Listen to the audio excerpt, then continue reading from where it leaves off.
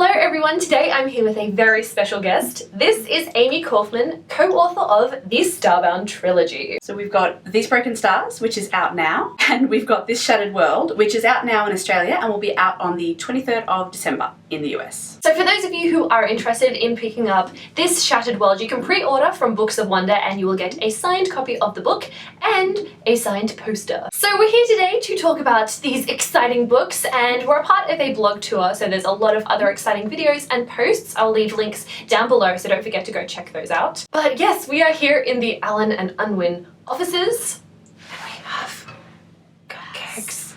Cupcakes! We have owl cupcakes. They're so cute. We get to eat them Yes, soon. we do. Very, very soon indeed. So first things first, I thought we'd start off with just kind of talking briefly about what these books are about. So, in one word, how would you describe This Shattered World? Explosive. There are a lot of explosions. Yeah, I googled some things that have put me on some watch lists now. And also, some keywords. How would you describe the two main characters? In one word, Jubilee, I would say kick-ass, and if I could have two words, I would say totally kick-ass. Yes, agree there. One word for Flint is really tough. I thought about it for ages, and the best I got was complicated. I tried to think of one as well, and it just... Yeah. So with this series, they are companion novels. So we have a set of characters in the first book, and in the second book, we're introduced to some other characters. What was the reasoning behind choosing that route? There were a couple of reasons. One is that Meg and I are both quite bad at remembering from one book to another when we're reading other series what happened. You know when you pick it up a year later and you're like, I don't who are you again? We wanted to do one where when you read book one, you're done. And then if you read book two, it's a whole new story. And the other reason was that, you know, if there's this idea that a book should be about the most exciting thing or the biggest thing that ever happens to someone, we didn't want to take our main characters from book one and then just force them apart for some stupid reason in book two. Which is not to say, and we get asked this a lot, that you won't see them in book two. What we say is their book is done, their story is not. Oh god, they're just staring at us. We could eat one. I think I might. Just you ready? Freaking love. Oh, yum. It's everything I hoped and so much more. The icing is really good. Do you have any fun facts that you have to share about this new book? One secret I can tell you about Shattered World is that Jubilee Chase, who's the main character, is mentioned in These Broken Stars, but you'll have to read both of them very closely to see where she's mentioned. Another one would be that I have a degree in Irish history, and they told me that was going to be no use. They were like, you'll never get a job with a degree in Irish history, and in fairness, 99 times out of 100 they probably would have been right.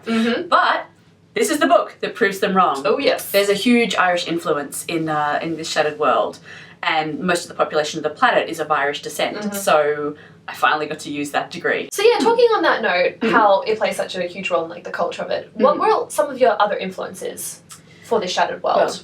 Well, I mean, the thing that Meg and I like to write above anything else is we really like to write hate to love stories. So, you know, your Pride and Prejudice type stuff where they start out loathing each other and then, you know, we love those stories where they start out with hate and then become reluctant allies and then actually... Exactly. You know... Watching that progression is so fascinating. Yeah. We like to talk about characters from completely different worlds who would never be together. So, you know, in book one, it's a soldier and a society girl. And in book two, it's a soldier and the rebel that she was sent to stop. Yeah. So they both start out thinking that the other one is everything that's wrong with the world. Exactly.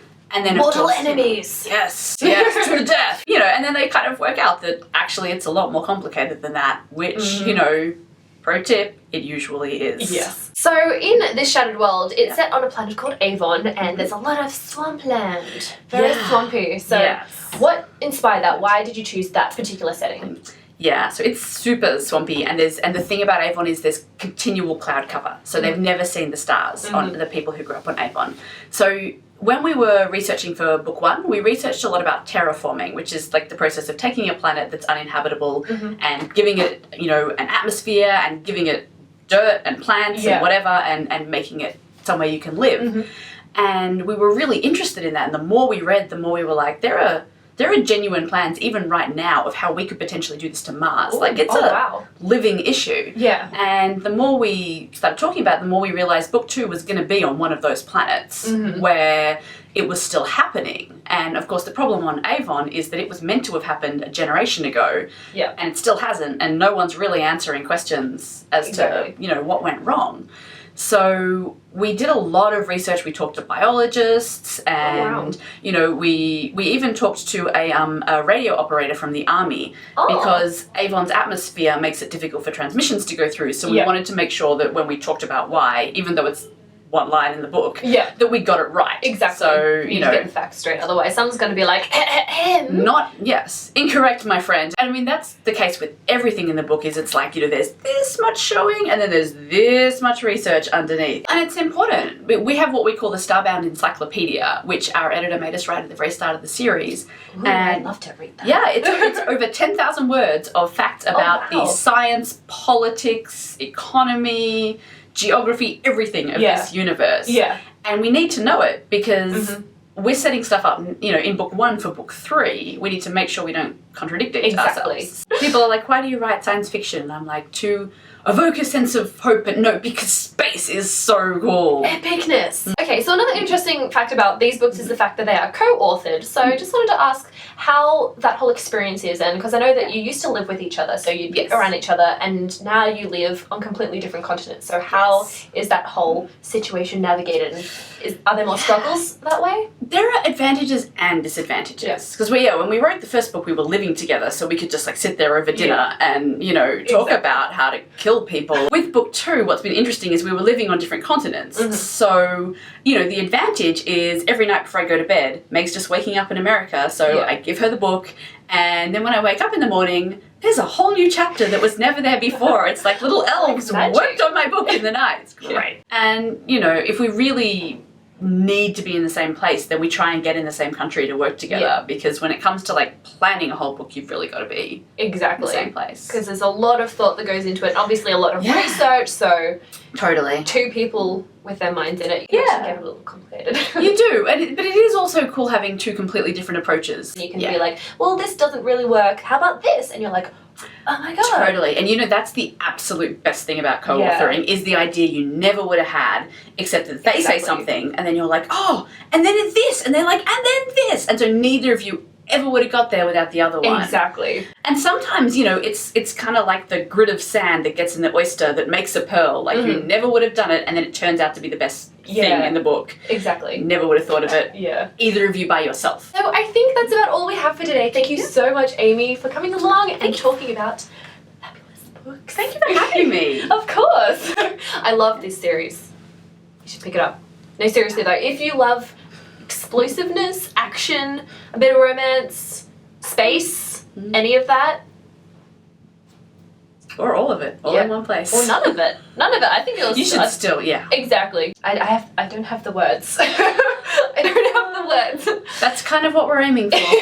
But if you'd like to know any more about the books and influences and things like that, this is part of a blog tour, so there are a lot of awesome posts, and there'll be some reviews as well. So check out the links below if you're a little interested. And I think that's all we've got for today. So see you guys next time. We might be doing a fun, exciting video, so keep your eyes peeled for that. See you next time. See ya! Captivating YouTube viewing, people. Oh yes, this is what you're really here for, isn't it? Watch soon for the Little Book Owl food channel.